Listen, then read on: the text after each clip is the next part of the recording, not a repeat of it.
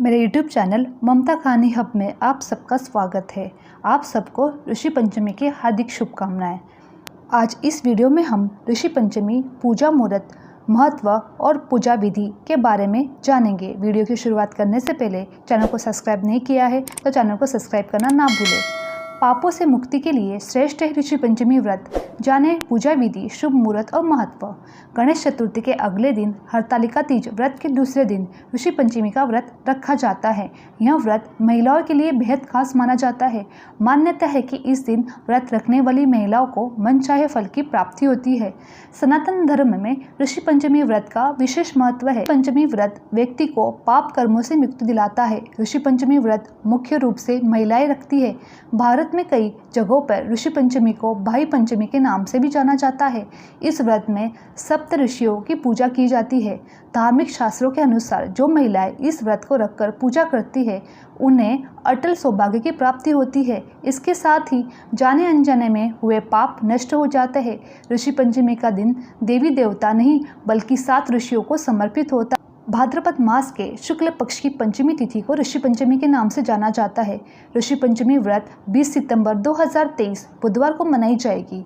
ये पर्व गणेश चतुर्थी के एक दिन बाद मनाया जाता है। ऋषि पंचमी के दिन ऋषि मुनि वशिष्ठ, कश्यप, विश्वामित्र, जमदग्नि, अग्नि, गौतम, भारद्वाज ऋषि की पूजा होती है।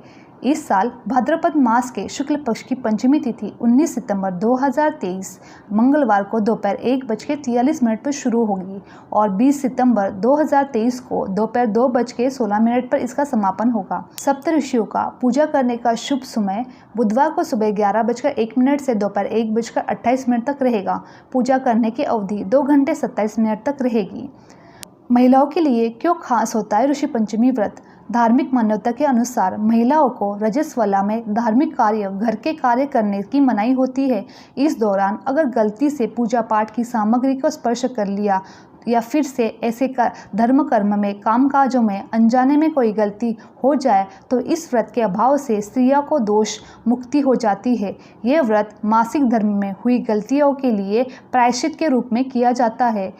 इसे हर वर्ग की महिलाओं को कर सकती है। पंचमी पूजा विधि। ऋषि पंचमी का व्रत करने वाले को गंगा में स्नान करना शुभ होता है। अगर किसी कारणवश ऐसा संयोग नहीं बन रहा है तो घर के नहाने वाले पानी में गंगाजल मिलाकर स्नान कर सकते हैं। इसके बाद नहाकर गणेश जी की पूजा की जाती है। गणेश पूजन के बाद सप्त ऋषियों का पूजन कथा पढ़ी जाती है। पूजन के बाद केला, घी, चीनी दक्षिणा देकर ब्राह्मण और ब्राह्मणी को दान दिया जाता है। के बाद केला, घी, चीनी व दक्षिणा रखकर ब्राह्मण या ब्राह्मणी को दान किया जाता है। दिन में एक बार भोजन किया जाता है। इसमें दूध, दही, चीनी, अनाज कुछ भी नहीं खाया जाता है। फल या मेवे का सेवन किया जाता है। ऋषि पंचमी व्रत कथा। सतयुग में विदर्भ में शयनजीत नामक राजा हुए थे। वह ऋषियों का सम्मान करते थे। उन्हीं के राज्य में एक कृषक सुमित्र था। उसकी पत्नी जयश्री अत्यंत प्रतिव्रता थी। एक समय वर्षा ऋतु में जब उसकी पत्नी खेती में कामों में लगी हुई थी तो वहाँ रजस्वला हो गई। उसको रजस्वला होने का पता लग गया, फिर भी वहाँ घर के कामों में लगी रही। कुछ समय बाद वह दोनों स्त्री पुरुष अपनी अपनी आयु भोग कर मृत्यु को प्राप्त हुए। जयश्री तो कुतिया बनी और सुमित्र को रजस्वला स्त्री के संपर्क में आने के कारण बैल की योनि मिली। क्योंकि ऋतु दोष के अतिरिक्त इन दोनों का कोई अपराध नहीं था, इसी कारण इन दोनों को अपने पूर्व जन्म का समस्त विवरण याद रहा। वे दोनों कुतिया और बैल के रूप में उसी नगर में अपने बेटे सुचित्र के यहाँ रहने लगे। धर्मात्मा सुचित्र अपने अतिथियों का पूर्ण सत्कार करता था। अपने पिता के श्राद्ध के दिन उसने अपने घर ब्राह्मणों को भोजन के लिए नाना प्रकार के भोजन बनवाए। जब उसकी स्त्री किसी काम के लिए रसोई से बाहर गई हुई थी तब एक सर्प ने रसोई की खीर के बर्तन में विष वमन कर दिया। कुतिया के रूप में सुचित्र की माँ सब कुछ देख रही थी।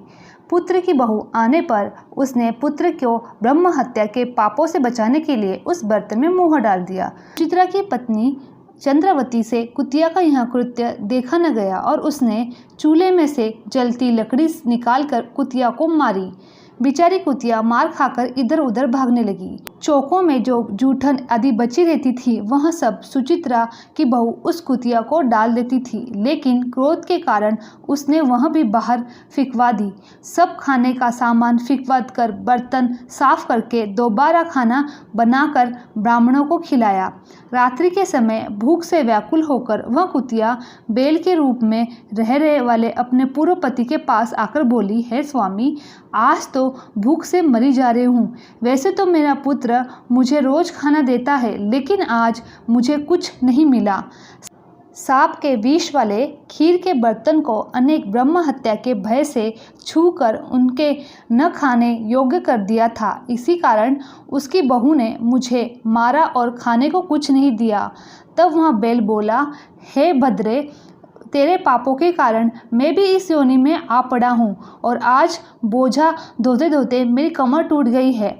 आज मैं तो खेत में दिन भर हल में जुता रहा। मेरे पुत्र ने आज मुझे भी भोजन नहीं दिया, मुझे भी मारा भी बहुत। मुझे इस प्रकार कष्ट देकर उसने इस श्राद्ध को निष्फल कर दिया। अपने माता पिता की इन बातों को सुचित्रा सुन रहा था। उसने उसी समय दोनों को भरपेट भोजन करवाया, फिर उनके दुख से दुखी होकर वन की ओर चला गया। वन में जाकर ऋषियों से पूछा कि मेरे माता पिता के किन कर्मों के कारण इस नीच योनि को प्राप्त हुए हैं, अब किस प्रकार से इनको छुटकारा मिल सकता है। तब सर्वोत्तमा ऋषि बोले, तुम इनकी मुक्ति के लिए पत्नी सहित ऋषि पंचमी का व्रत धारण करो तथा उसका फल अपने माता पिता को दो। भाद्रपद महीने की शुक्ल पंचमी को मुख शुद्ध करके मध्याह्न में नदी के पवित्र जल में स्नान करना और नए रेशमी कपड़े पहनकर अरुंधति सहित ऋषियों का पूजन करना। इतना सुनकर सुचित्र अपने घर लौट आया और अपनी पत्नी सह विधि विधान से पूजन व्रत किया। उसके पुण्य से माता पिता दोनों को पशु योनि से छुटकारा मिल गया। इसीलिए जो महिलाएं श्रद्धापूर्वक ऋषि पंचमी का व्रत करती है वह समस्त संसारिक सुखों का भोग प्राप्त कर बैकुंठ को जाती है। ये थी ऋषि पंचमी व्रत कथा। मेरी ये वीडियो आप लोगों को अच्छी लगी तो चैनल को लाइक, शेयर और सब्सक्राइब करना ना भूलें। आप सभी का धन्यवाद।